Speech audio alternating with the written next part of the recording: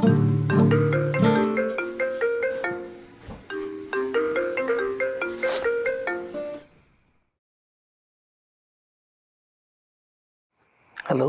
Hello ভাইয়া, আমি নীলার বোন নীলা বলছিলাম। সরি ভাইয়া, এত রাত আগে আপনাকে কল দিয়ে ডিস্টার্ব করলাম। না না, ইটস ওকে, বলেন। ভাইয়া আসলে হয়েছে কি, ওই দিন আপুর যেদিন অ্যাক্সিডেন্ট হলো, আপুর গলায় একটা গোল্ডেন চেইন ছিল। তো চেইনটা আসলে আমরা খুঁজে দেখতে যাচ্ছিলাম। আমার মনে হচ্ছে অ্যাক্সিডেন্ট লোকেশনে হয়তো ওটা পড়ে গিয়েছে। তো আপনি যদি একটু এক্সাক্ট লোকেশনটা আমাকে বলতেন ভাইয়া। আপনাকে কষ্ট করতে হবে না, আমি নিজে গিয়ে খুঁজে দেব। থ্যাংক ইউ সো মাচ ভাইয়া। আপুর ছবিটা আপনাকে আমি হোয়াটসঅ্যাপ করে দিচ্ছি, যাতে করে আপনার চেনটা খুঁজে পেতে সুবিধা হয়। শিওর, প্লিজ, এটা বেটার। ঠিক আছে, থ্যাংক ইউ সো মাচ।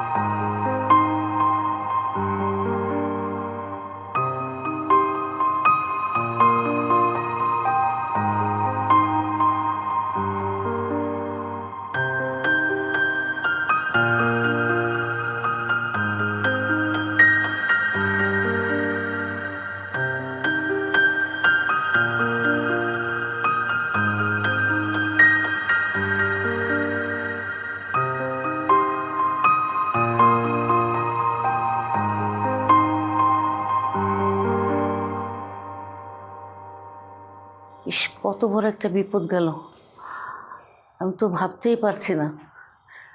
তুমি না থাকলে যে কি হতো বাবা। আন্টি, চেনটা।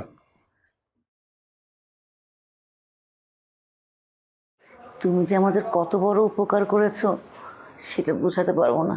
না না আন্টি, এ আর এমন কি, চোখের সামনে এরকম একটা বিপদ ঘটছিল, নিজেকে আটকে রাখতে পারলাম না, উপকারটা করতে হয়েছে। বস মা, এই যে উনি উনি তোকে সেদিন বাঁচিয়েছিল।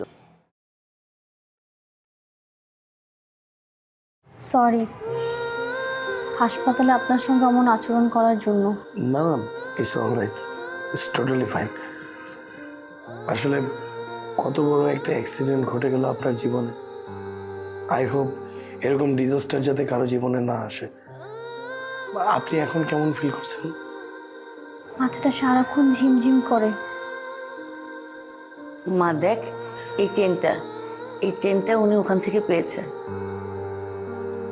দেখি,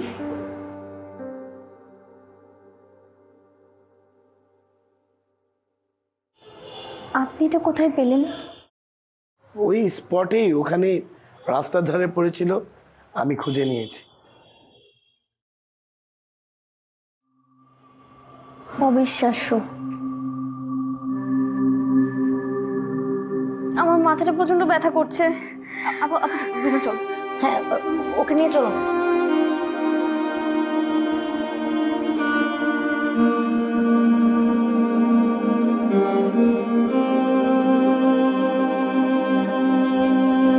আন্টি, ওনার শরীর কি খুব বেশি খারাপ করছে? হ্যাঁ বাবা, ওই হসপিটাল থেকে আসার পর থেকে না প্রায় প্রায় এরকম মাথা ব্যথা করে, একদমই সহ্য করতে পারে না। খুব ভয় আছে আসলে কি আন্টি, আমার কাছে মনে হয় কি, ওনাকে ফুল টাইম কোনো কিছুতে এঙ্গেজ রাখা উচিত। কারণ উনি যদি বিজি থাকে তাহলে সব কিছু ভুলে থাকতে পারবে। আসলে ওনার যে ক্ষতটা হয়েছে সেটা শুকাতে হলে ওনার পূর্ণাঙ্গ পরিচর্যা দরকার। সবই তো বুঝি বাবা, তুমি হয়তো জানো আমি আসলে একটা জব করি, আমাকে সকালবেলায় চলে যেতে হয়। ছোট মেয়েটা সেও কলেজে পড়ে, এখন ওকে সময় দেওয়াটা না আমাদের কাছে একটা টাফ হয়ে গেছে। আন্টি, আপনি যদি কোনো কিছু মনে না করেন আর যদি অনুমতি দেন, আমি চাই ওনাকে সময় দিতে।